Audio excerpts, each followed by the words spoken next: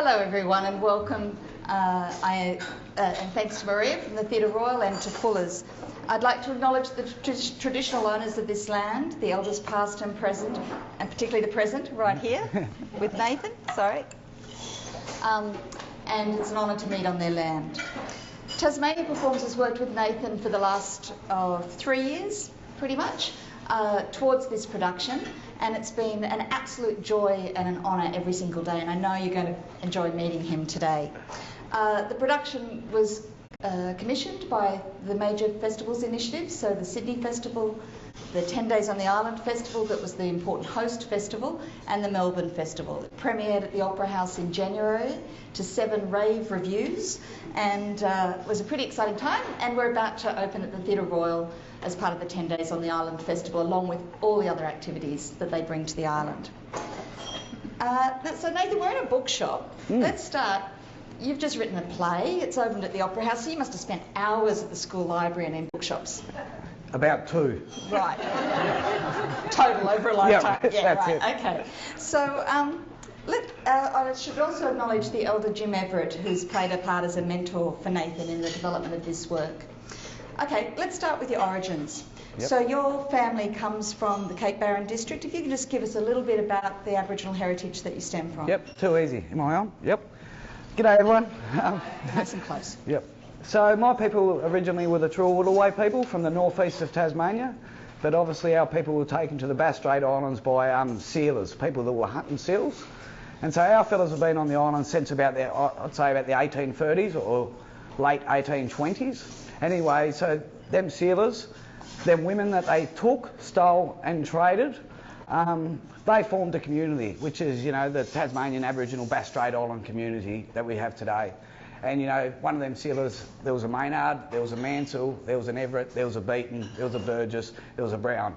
And obviously I come from the Maynards, but I also come from the Mansells as well.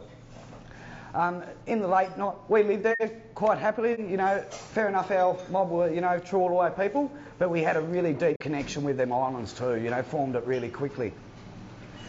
And in the late 50s, the state government brought in an assimilation policy, so they said, no, we're going to remove your fellas off the island. We want to assimilate you fellas into mainstream Tasmania. And so that's when a lot of the families moved off the islands, and that's included my grandparents. So it was your grandparents that got relocated as a married couple from Cape Barren to Launceston. Yep. So I came to Tasmania in '91 and I'd never been to a more Anglo society in my life. We toured schools and I think I saw 2 identifiably not Caucasian children in a year. So what was it like for them when they got to Launceston in the 1950s? Yeah, so I think Nan and Pop were later in the 60s, and then I think they went back for a little bit and then come back to Tasmania. But if you can imagine, for all them families it wasn't easy, because a lot of them old fellas, they were dark fellas, you know, and so they were coming into, you know, like you say, you know, very white Tasmania. And, you know, for one, some people were still saying there wasn't Tassie black fellas, and then they were saying, you know, what are you carrying on about? You're not even black, you black bastard. You know, silly comments like that. And so it was very hard. And, you know, going to school and getting discriminated against, all that kind of stuff, it was very tough for them. And, you know, the coppers didn't like them. The coppers took an instant dislike to our mob, and our mob took an instant dislike to them. So what was your grandfather's profession? Pop. Bit of a, you know, jack of all trades, fisherman, you know, used to go around the fruit trade, all that kind of stuff. Yep. And so he's your dad's, that's your dad's parents? Yep. And so your dad also grew up in Launceston? Yep, my dad grew up in Lonnie, so my dad was, so Nan and Pop sort of had 2 families. I think they had 11 children, and so the first half was sort of born on the islands, Flinders mainly, and then the other half was born in Tasmania, and I think Dad was one of the first ones to be born in mainland Tasmania, I should say. Okay, so let's jump to your literary credentials. Yep. How many playwrights, novelists, book lovers, readers in the family prior to you? Not many. What about great storytellers? Yeah, a lot of great storytellers. You know, everyone. You know, my old man can tell a really good yarn. You know, he's been telling us the same yarns for bloody 30 odd years, and we still enjoy them. Okay. Yep. But and my mum, you know, my mum's not Aboriginal, and she can tell a great yarn too. So. Right. So it's on both sides. It's on both sides. You can spin a yarn. Yeah, that's it.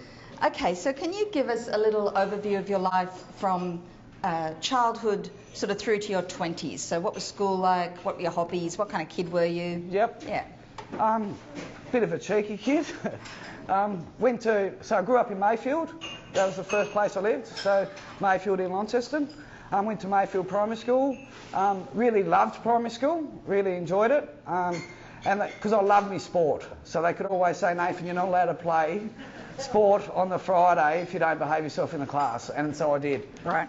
And, grew up in a real tight community, like around Mayfield, there's heaps of black fellas living, all in sort of, in a couple of blocks, there's heaps of black fellas. And so I just grew up with the mob and, loved it. I was a really outdoorsy kid, so if it wasn't sport, I was yabbying. I was trying to find trout creeks, all that kind of stuff. Loved going on adventures with my mates. Yep.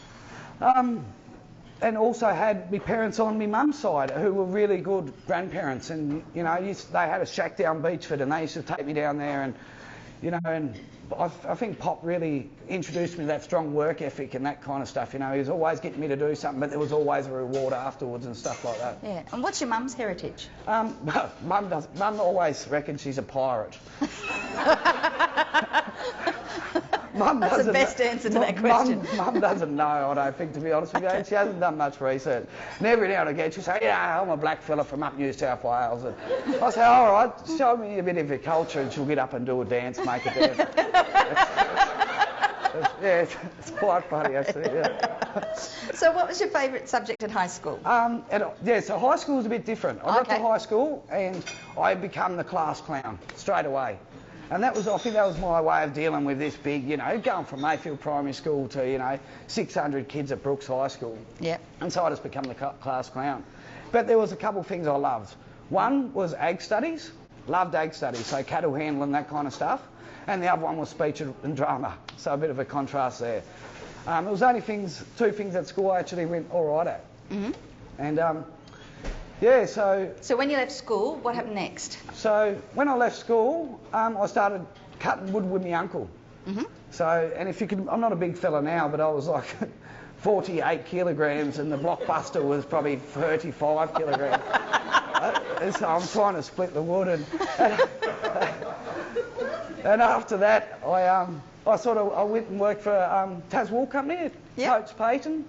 Did a bit of plastering work with a gentleman up Launceston, and then finally ended up landing a job with Parks and Wildlife. Yeah, so tell me about that, land management and what you were doing. So land management, so basically looking after country, a lot of weed management, that kind of stuff with Parks and Wildlife, a lot of track management, a lot of looking after tourists. I spent 4 years on Maria Island, which was beautiful, and so doing a lot of marine patrols and stuff like that. Yeah, it was magic. Magic place to live. But before then, before I sort of got to Parks and Wildlife, I was a bit immature. I thought I was a gangster there for a little while. Tell me about that. So run amok around Lonnie a little bit and pretending I was someone that I wasn't. That was probably some of the best acting I've ever done, actually. Come on, you have to share at least one story. Just running amok. That's all I can say. I don't want to incriminate myself. Yeah, it's hard now. You've got children. You've got to be careful. That's right. So how many children have you got? I've got 4. Yeah? Yep. And their ages? Yeah, so 14, 13 next week, 12 and 8. Cool. Yep. Okay, so you're working in land management, and as many people might know, there's a festival down at Oyster Cove each year that the community put together. Yep. And you're there, and a guy called Frank Newman comes along, and what did he propose? So actually, I was there, and I was just on the cusp of leaving Parks and Wildlife. Everyone here would imagine about Kutalina, and the battle that our community had at Kutalina. And so I was working for Parks and Wildlife, and then I was going fighting for Kutalina and getting arrested on the weekend, and then going back to work for Parks and Wildlife.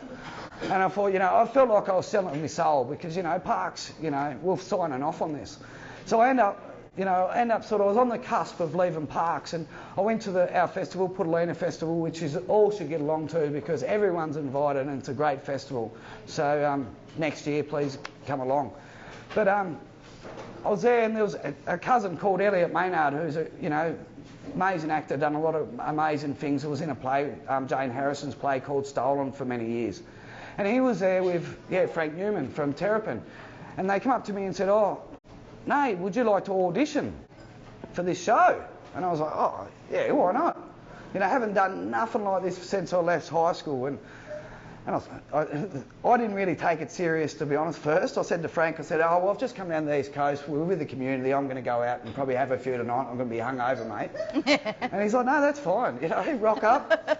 So, yeah, I rocked up, like I said, very hungover. And we just played theatre games. And I loved theatre games at high school. And he said, "You've got the part." And basically I got the part because of my big size, because I had to play a 12-year-old boy. And this is not that long ago. No, this is not that long ago. That's it. Okay, so you're in the Terrapin show, and I have to confess that's where I met Nate. Well, I didn't meet him, but I saw him. And Annette thought I was 12. I did. I thought he was a kid. He was broadcast via NBN. It was another 10 Days on the Island festival production with 10 Days and the TSO, Terrapin and the TSO. And so he was on screen, beamed into Hobart from Burnie, and I thought, that kid's great, you know, he's really good. And then, of course, I found out he was a grown-up. And Tasmania Performs runs an artist residency each year. We take about 20 or 16 Tasmanian talented artists off to Tarraleah in the Lake District, and we bring in mentors to help them, you know, decide on their next project and work on their ideas. So I can't remember, was the first one Tarraleah or at Gumtree with you? No, Tarraleah. Tarraleah. So tracked down Nathan, and he came to the first residency. And what was the idea you were backing at that stage? Oh, it was a little idea, probably about a $15 million idea. I was still only really new, you know, really green into theatre, and you know, I just didn't know, you know, how it worked. I just didn't know really the logistics of it, you know. And there's bugger all money in theatre, and so I took this massive idea I had. Sorry. That's the radio mic, excuse me. Just pause for 1 second. So I had ropes coming from the ceiling. I had, you know, people scaling walls. I had, you know, a cast of 40. I had a heart attack. Yeah, had all this, and everyone was really great. They was actually, that's a really good idea. And then sort of when we had dinner that night, they sort of started planting the seed. "Nathan, that might be a bit too big, mate. Yeah, and you might want to cut your teeth on something smaller." And so, and while we were there, you know, I've got a few favourite subjects.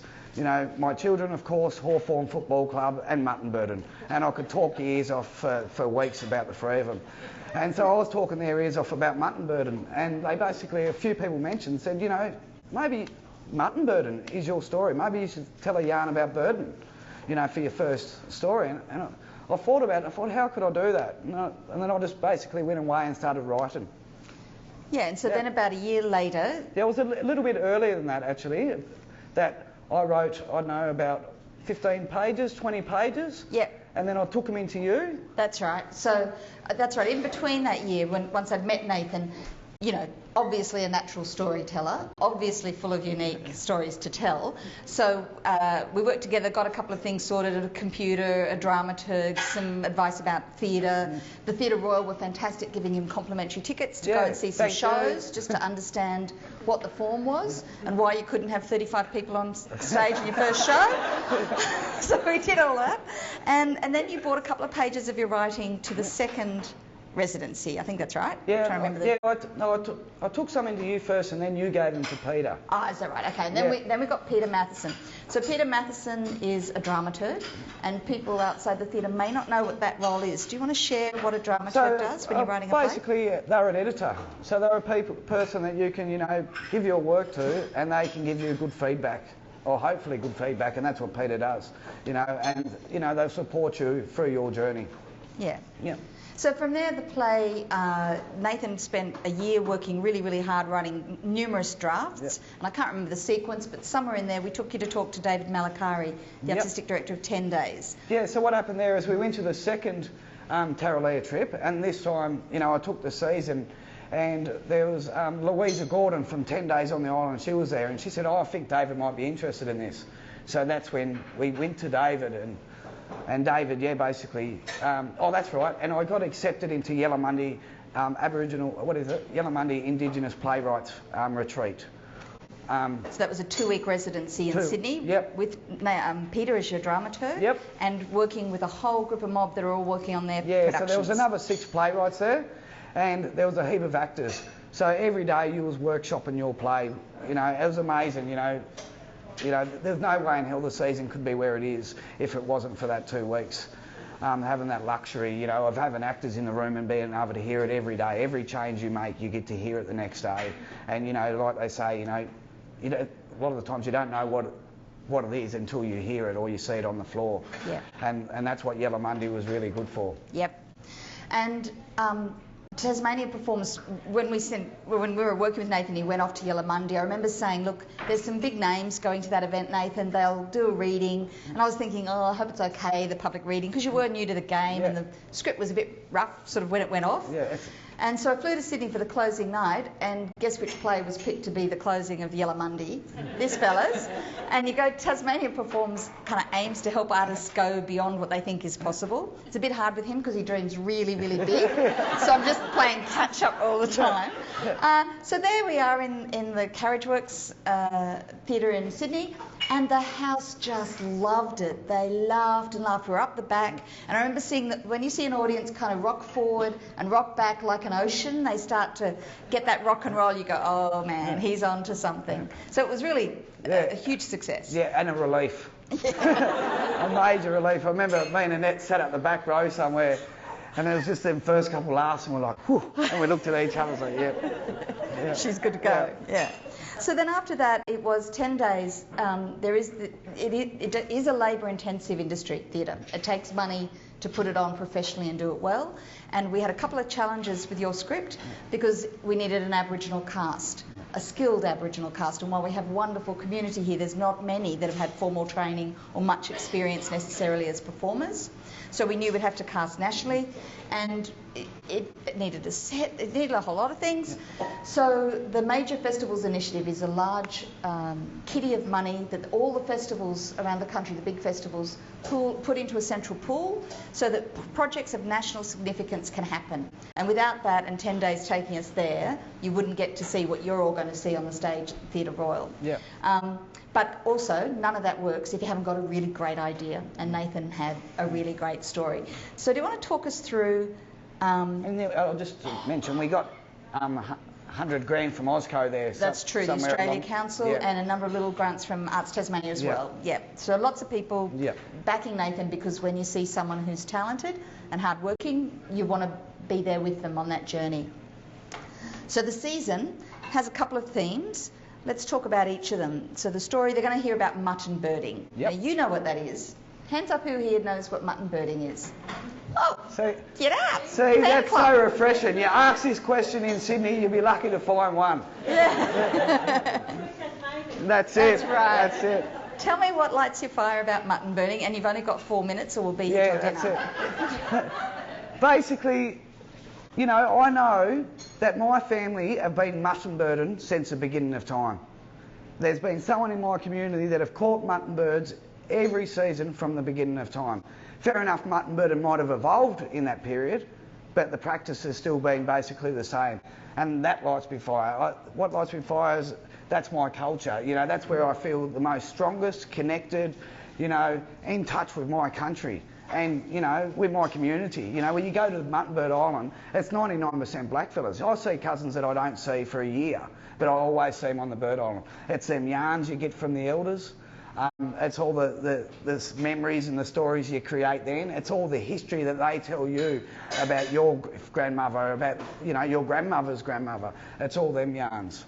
Yep. Yeah, and, you know, now I've got my children, especially my young son, who's, you know, like, took to mutton birding like a Maynard to birding, not a duck to water. You know, he loves it. And, you know, to see his passion, you know, when he gets on the bird island, you know, how much he loves it and, you know, how he can feel that inside him. And, you know, and so that's what it is for me. What age were you when you started mutton birding, and how many seasons do you reckon you've done? So I was a bit late off the cusp. I didn't get to the bird island until I was 15.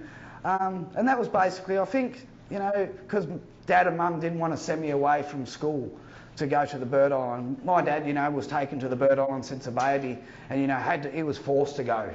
Back then, everyone, it was the chooks, the dogs, the cats, everyone went, because that was your income for the year, and that was a lot of your meat, for the year too, your food source for the year. But like I said, things evolved when our fellas come off the island. Things changed a bit, and education's a big one, and so they didn't want me to go away for so long. So I only got there when I was 15, but I knew what that bird island looked like. I knew what it smelt like. I knew everything about it before I got there, and it was an amazing feeling. It was like I was home. I finally found my home. And it's not an easy business. I've been to Dog Island, not in season, but outside season with Nathan. It's dusty, it's hard work, you're filthy from dawn till dusk, Yep. You work 6 days a week, you're covered in feathers and goodness knows what else. Stink like mutton burrs. Particular smell and acquired taste. So, apart from the community, do you like that hard labour as well? Is that a pleasure, or is that just something you endure in order to be part of community and culture? Some days I hate it, to be totally honest with you. Some days, it's like 30 degrees and you're sitting there doing one-arm push-ups all day in tussock grass this long, waiting for a snake to come around the corner. And I'm going, why? And then I just think of them old fellas. And, and I think, would we Pop quit? Would he go into the sheds? Would my dad quit and go into the sheds? No. And it's them yarns, and then, you catch your load, and then you sit back and you have a yarn. Mostly out in the rookery it's the boys, and, in the sheds it's normally the women's domain. So, you're out in the rookery a lot with the boys, and you're sitting there having a yarn, and then you go into the sheds, and that's just as hard. You do it on the bird island, you're doing 14 to 16 hours a day, hard work. It's from the moment you open your eyes to when you close them, basically. And then when you close them, you dream about it all night. You don't get no sleep. And tell me about the mice last season. Oh, yeah. So last year, there's always mice on the bird island, but we have plagues.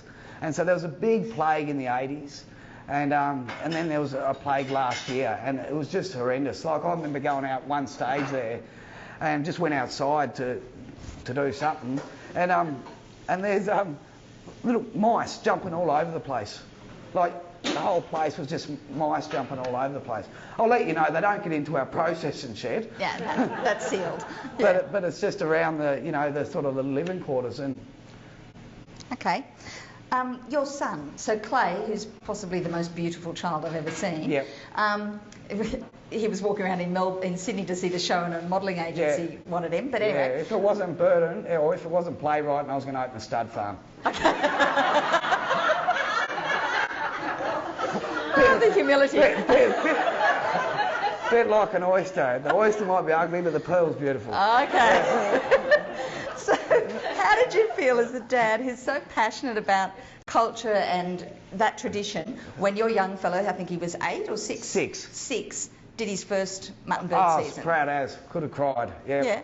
And, I took him out in the rookery, and the first day we got there, I said, we'll just go out and get a feed, just a feed for dinner. And he's like, yeah, all right, Dad, yep. And I just, teaching him about the island and the way you walk around the rookery and all that stuff. And then we got to a couple burrows, and I said, all right, Dad'll go down here. And so I got the bird, and I showed him the bird, and then I showed him, I had to kill it. And it was the first, my little fellow, he's a real beautiful little boy, and I actually wondered how he'd go watching me kill this, beautiful little cute fluffy mutton bird. But it was just like, yep, he knew it had to be done. Then I said, I'll go down another hole. And so I went down another hole, caught another bird. And I said, do you want to have a go, mate? And thinking he'd say, oh, no, maybe later, Dad. He said, yep, straight away. And he jumped down the next hole and he caught his first bird. And it was just like, yep, he's a Maynard. So, getting the show together, you've got the script, thanks to 10 days and Tas Performs, whatever, you've got a production team. What was it like seeing that come together when the casting started to come together, when Isaac came on as director? How did that feel when you start to sort of let go of your play and give it to somebody else? Yeah, I know a lot of people say, this scares them. For me, I wasn't scared. I could see the talent in the room. I knew who these people were. I'm smart enough to get on Google. so I done my research, and obviously I've heard a lot about these, the talent of these fellas. And first day rehearsals, for example, we had a presentation, and every one of the team presented to us. And I got a bit emotional because I could see how good this was way bigger than I thought. even at this stage, this is the first day's rehearsals, I thought, no, this is amazing. You know, to see, you know, Ben Grant, you know, the sound man, you know, Richard Roberts, you know, the designer, and, you know, Isaac present how he thought, you know, the play should look, and it was just amazing. And I think there's been, from the day I met Nathan, a sort of positive energy that both emanates out of him and has come towards the story. Part of that being, many of you may know Jim Everett. He wrote quite a few plays, particularly in the 1980s, but I don't think there's been anyone else scripting work that related to cultural practice. Temmie Anderson wrote a great work that's toured for many, many years from Launceston. But it's just, there's a hunger to hear stories that we haven't understood. And this is a story that's beautifully told.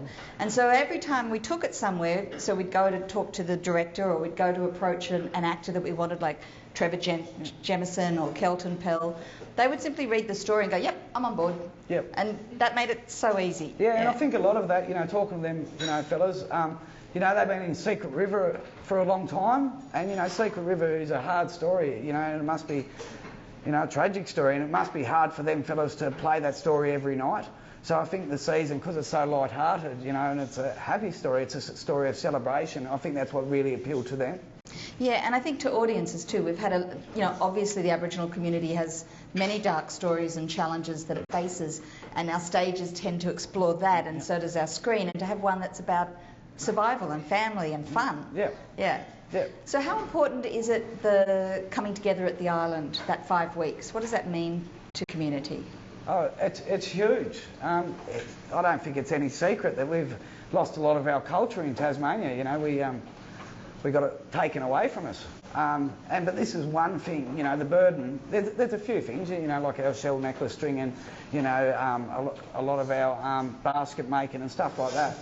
And a little bit of our language, and now we're reviving the rest of our language. But, you know, mutton burden is probably the strongest thing that we've held on to. You know, we held on to that and we didn't let go.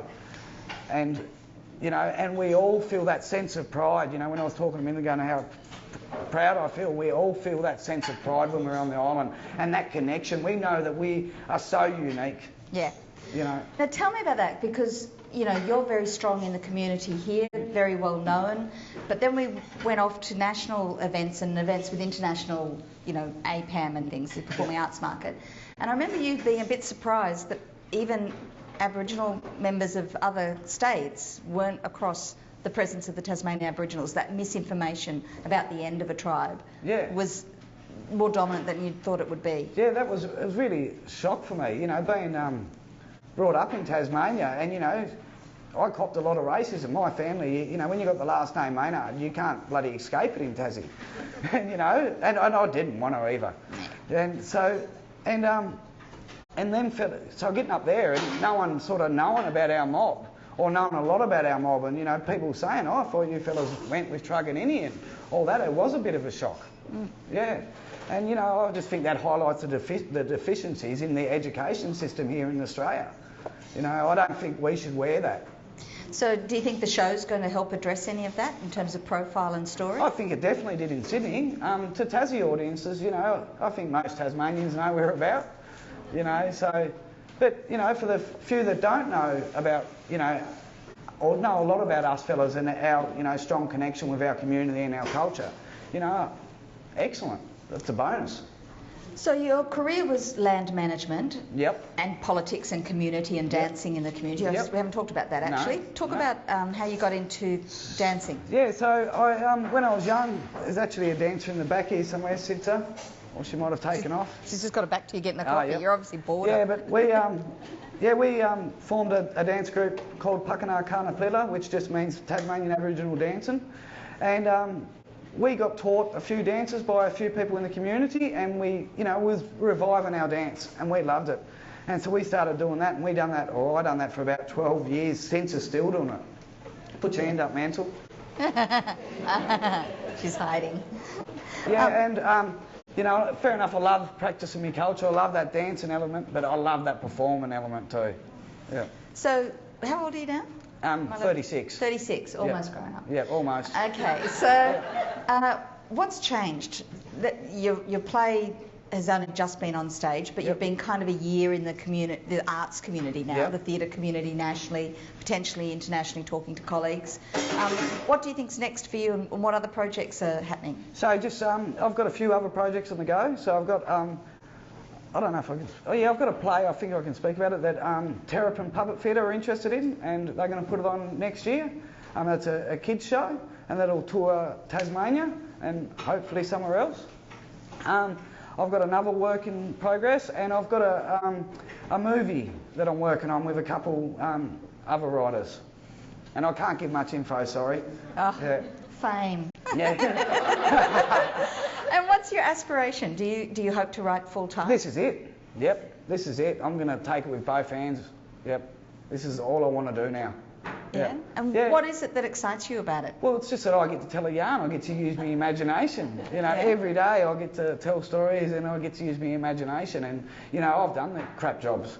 You know, I have actually shoveled shit. I shoveled manure for my ex-father-in-law. Yep. So I know the crap jobs.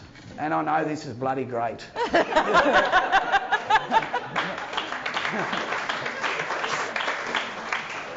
Speaking of imagination, I think you used some in one of the tattoos on one of your arms, didn't you? Yeah, so this is back from my gangster days, wannabe gangster days. So I remember asking you what that kanji perhaps said. Yes, this here, I think this is honour, courage and family. Yep. So basically, I was about 18, might have been having a few toddies with one of my mates, and I had this tattoo here, and so I wanted something to sort of match.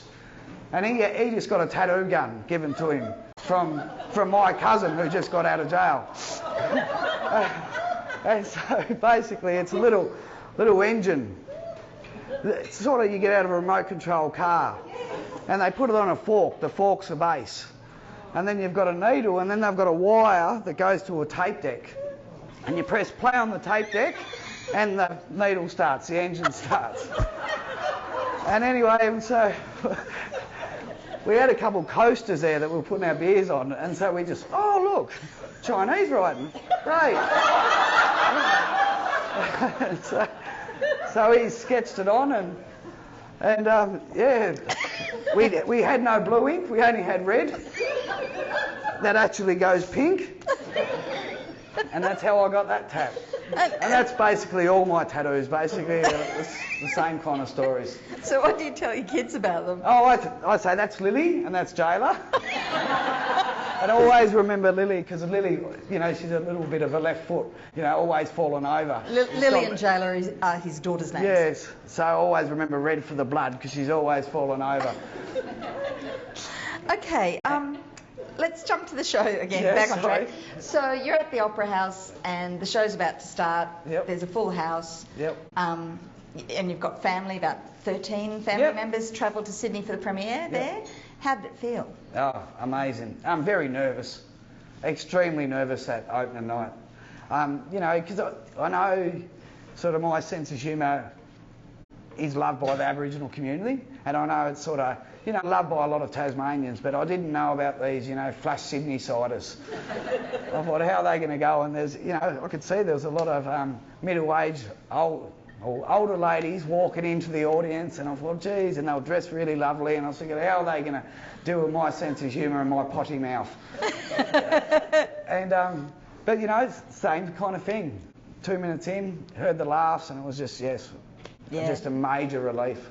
And it was one of the conversations that we had, like as a producer, trying to help you along the way. We were talking about the language in the show because it's pretty damn foul. Yeah. And I went, I don't know, do you really want to have all of that in there? But it almost acts as just part of the colour and texture. Because it's always set in love. Yeah, I don't say it. It's not there for shock value or anything. It's that because I want it to be authentic to our mob. And, you know, this is, you know, some of our mob, you'll notice in the play, some swear and some don't. Yeah. And, you know, and I modelled a lot of these characters off a few of the aunties and a few of the cousins in the community. And, you know, some of them have got a colourful, you know, dialogue. Yes. Yeah. Do you think anyone will recognise themselves in the story? I hope so. I always like to say I can't give too much away, but there's an affair in there. And I just can't wait to watch the community. I can't wait to watch their feet shuffle. So two people are going to be feeling a bit awkward. Yeah. Charming. So when the audience in Hobart leave the theatre, in the perfect world, what would they be saying to each other about the play as they walk out? And let's have lots of audience. Let's have, if Aboriginal audience members left, what would they say to each other? And a non-Aboriginal audience. Well, I'll go with the Aboriginal one first, and I'll say, I hope the first thing they say is, I fought odds on the Bird Island. If they say that, I couldn't got any better of a compliment. And neither could everyone else. But for the wider community, the Tasmanian community, I hope that they come out going, I hope they've got a sore belly. And I hope they come out going, I know a lot more about the Tasmanian Aboriginal community and their cultural practices now. Great. Yeah. Look, this might be a good moment in case there's anyone burning to ask a question. So I might just throw it open to the floor. You can see that he'll answer anything. So feel free. Yes. I want to know how you manage the idea of representing the birds. Well, yeah, I know. See, I wanted Sorry, live... just for the tape, that was how did you represent the birds on the stage? Yeah, see, I wanted live birds. They wouldn't come at it. Our very first discussion, he said, well, I'll get them off the island in April and you'll taxidermy them. Yeah. And I went, can you imagine trying to tour that to New Zealand or Canada? Yeah. And because I do think very literal, so that was one thing I've had to learn, is to think in that abstract mind, in that abstract place. And that's what, the director, Isaac, has done really well. The director and, the designer have done really well. So that was sort of taken out of my hands. Right. Yeah, thank God. It's an elegant and simple solution when you see it. No blood on the stage, no birds harmed in the making of the play. Because it is interesting, what is your cultural practice? And you say, you know all about it. How do you put that on stage and not make it gruesome? Yeah, and fair enough, there is the killing side, to mutton bird, but I can't express enough how much we love these birds. We absolutely adore these birds. It's just, if it wasn't for these birds, we wouldn't be who we are. So we absolutely respect them, and we do thank them for their sacrifice. Yeah. Anyone else? Yes. I was born on Flinders Island and grew up there. There you go. Thank you so much for writing this, and I can't wait to get to the theatre. Yep, excellent. Just two things. When I was at school, we only had about 10 days holiday at Christmas time. Yep. Because the whole island group, the Burno group, the holiday would be, of course, for the mutton birds. So that in the Easter, yep. And that would be for 6 weeks in those years. Yep. Usually starting about the 25th of March. When I went away to school in 1954, I got the shock of my life that I was the only one who had a 10-day holiday in my class at Christmas time. The school didn't start till the end of January. And it wasn't until I think about 1955 that the school on the island changed to being the same as everywhere else. Because by that stage, because of the War Service Land Settlement Scheme, there were more people there who didn't have anything to do with mutton bird season than there were people who did. Yep. So people still, of course, went mutton birding, and you just have to catch up when you went back to school. Yep. The second thing is, the cast that you've got, are you taking them mutton birding? Yeah, I'd love to. We're going to give them a feed, aren't we? We've already gave them a feed. So I took some birds up to Sydney. I was actually in Melbourne for rehearsals and cooked them up a good feed. But yeah, definitely going to give them a feed down here. There's a couple that have already said, we'd love to stay on because, when do we finish on the 19th? Mm-hmm. And the burden starts now at the first weekend of April. So a couple are thinking about, hanging around and coming over and seeing the islands. And that's the thing too, you get these casts together, they're just all blackfellas, and that's the first thing we all go to is just talking about our cultural practices and swapping stories about, what they get up there, on their country and what we get down here. So it's that cultural exchange too. Anyone so I'd else? love to. Yep. This gentleman, yes? You said that in your primary school years there was a lot of Aboriginal children in your suburb. Yep. How big is the Aboriginal community in your system? So the question Oh, is, how geez. big is the Aboriginal community in Launceston? Yes, I wouldn't have a clue, to be honest with you. Yeah, to put a number on it, I'd say probably around, I'm looking at my sister over there, about 3,000. Bit more? Bit higher. About 5, she said. In Launceston, in the suburb, or in the whole of Tasmania? Sorry? Yeah, just in Lonnie in general.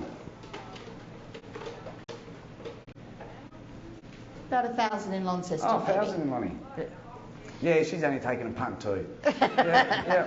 Anyone else? But I can tell you one thing, and I'll be frank about this, there's not 22,000 people, Aboriginal people in Tasmania that it says on the census. Yeah, so that's a bit of an issue for the community, Yeah, isn't it? it is. How you define it. And we who won't go decides. into it, because then I'll get angry Nathan. All right, on. that'll spoil the mood. Okay. So, if you were going to do a contemporary Australian non-Aboriginal story, what would you do? If I was going to do a different story, Well, non-Aboriginal story. So the question is, if you're going to write a play that was contemporary and not about an Aboriginal theme specifically. Yeah. I'd love to, you know, dive into something about the destruction that guns and forestry have done to this state and to our beautiful forests. They're definitely. There'd have to be an Aboriginal community member in there because, you know, I think we'd like to get it on both sides, you know, as Tasmanians in general, how we feel about the destruction that's happened to, you know, this beautiful state of ours. Great. Anyone else? Yes. Oh, and then. To hear the words of your play, you know, first time you've written it down in that workshop, to hear it actually spoken out loud. Oh, amazing. I know, sorry, such an easy response. The way that it Yeah, it's really hard because at the time you're really concentrating. So you're just making notes, constant notes, and you're going, all right, that worked and that didn't work. And it's not to the end that you can sort of take a breath and go, yep.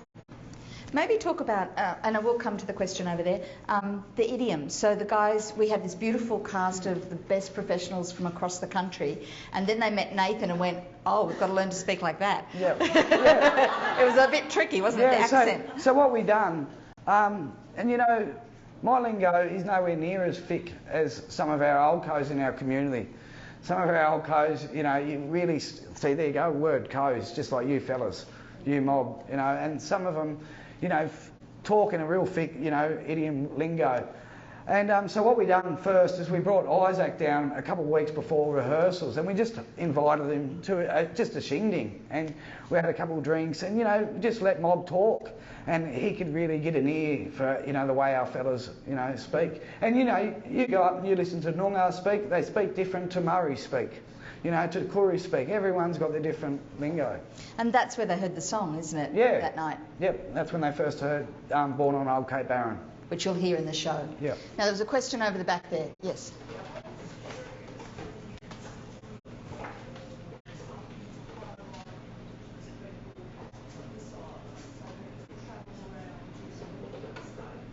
I'm just going to put that out so everyone hears it and let you finish. So she's asking, had Nathan considered doing a book about the community here and their stories to get it further afield? Anything else? Was that the whole question? So you mean like a novel sort of story or a factual book? Yeah. Yeah. Yeah. Yeah. No. Good idea. Have you thought about it? I have, but to be honest with you, there's a few other people that are doing that stuff, and there's a lot of books out there. What I'm interested, because I love this medium, you know, and you know, I really want to get into film, and I want to reach them large audiences through film and television, hopefully. Yeah. But yeah. It's just your preferred style is it's just my storytelling. preferred style, and you know, that means I'll have to start reading books somewhere along the line. Whereas this way you just make it up. That's it. Yeah, way better. Yeah. Yes. I've supported and watched Bangarra over the years, and recently was lucky enough to see the opening night of Terrain here at the Theatre Royal. It was quite spectacular. I take the point that Stephen Page made, you couldn't fit the whole cast that would normally have been doing on the tiny wee stage there. But given your interest in dance, and what I'm picking up is the story behind what you've written, can you see that translating into something that Bangarra could pick up and run with? So the question is whether the story might have a life as a dance production with Bangarra or other. Definitely. You know, there's some brilliant minds at, you know, at Bangarra, and yeah, definitely could see it being converted into a dance piece. Yeah. And I should mention too, there's been a bit of interest in it becoming a TV series as well. So they'll get it out there. Yeah. Anyone else? We might just talk briefly while we're waiting. Throw your hand up if you have a question about the creative team. So you've got Isaac, the director, Yep. An Aboriginal director, and that's one of the rare things that we have: an Aboriginal director, Aboriginal author, an entirely Aboriginal cast. Sometimes you'll get a little mix, you'll get one or the other, but to get the whole shabam is one of the highlights of the night. But we've got some other creatives. So Rachel Burke, the lighting designer, Yep. she comes from Tasmania. Yeah. So that's part of the show. You've got Richard Roberts has done the set design. Yeah. How did he resolve the mutton bird? How did he solve the burrows and things? Were you? Oh yeah, very impressed. And it's authentic. As soon as you see these birds and as soon as you see these burrows, you'll go there straight away. Yep. Yep. And the sound design, Ben Grant, you spoke about, was really excited about hearing the old Coast music, the original. Yeah, I don't know if any of you are familiar with the music that come off Cape Barren. So the old Brown Boys, especially, they were a band. They were sort of Cape Barren's version of the Beatles. Everyone loved them. But better. Yeah, and it's a melting pot. It's a melting pot of music influences from around the world. Yeah. Their music style. And a lot of hard musicians, fellas that really love their music, really enjoy the Brown Boys music. And basically that's just telling stories in their music. And if there's this one great song, because Cape Barren and Flinders have got a bit of a rivalry. And back in the day they used to have a football match, Cape Barren versus Flinders Island. And Cape Barren boys, that was their highlight of the year, and they'd train all year for that, and they'd come off and they'd hit them Flinders boys hard. And there's a song, I forget the title of it, there's a song about this game, and they're saying, and don't you bring that bloody umpire again, brother. And so it's really, storytelling in music. Yep. Any other questions? Who's got a ticket to see the show? Yay! It is a very short season. It's 4 days. It is a unique opportunity. There is a lot of time and energy and people who have invested. It's a rare treat. I know if you tell a friend to come, they will not be disappointed. The audiences universally loved it. In Sydney, as you say, from the very properly dressed ladies, once they got used to the colourful language, it was all good. Yep. And I think it gives them, to be honest with you, I think they feel like they can listen to it in that space. Yeah. It's a safe space. It gives them permission. Yeah. It gives them permission to laugh at it. Yeah. What is happening next? So this season ends, then what's happening with it? And then it'll go to Melbourne in October. Yep. I don't think we've got the We're dates. not supposed to be allowed to announce it, but Melbourne Festival's the other co-commissioner, so take a rough guess where it's going to be next. And then there's been conversations with people in New Zealand and Canada, because there's a First Nations touring circuit. But it's a little tricky because this one's not a little show. It's a large cast by live theatre terms and a large set, and so finding the resources and being able to make that happen will be a challenge, but one we're up to because he dreams big. So Opera House not enough, Annette. Where next? Yes. So including the birds, did you actually get 35 lights on the stage, including the actors and the birds? That'd be close, actually. Yeah. Well done. Yeah. Wouldn't be close. It can be done, Annette. Yeah. Just got to try hard. That's all it takes. Think outside the box. Yeah. Is there anything else you wanted to share with the just thank you very much for coming. Yeah. No, appreciate it. Yeah, and I hope you enjoy the show, and we'll catch up afterwards. Yeah.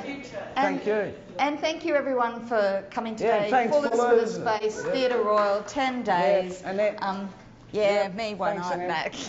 back. It has been for me, I've worked in theatre all my life. This has been the most fun I've ever had. And challenging. The hardest show to ever put together, but absolutely an honour, and great to be able to share a story that so many of us haven't heard and need to hear. So, do come out, you'll enjoy it. And sorry, just before, and that's number one thing too, I think I'd like to say to you fellas is thanks for the support and the support for our community. You know, I know it's no coincidence that you fellas, you know, just wandered past this show. I know you are supporters of the community, and thank you very much. And our community does appreciate it because, you know, together we'll achieve bigger things. So thank you very much. Great.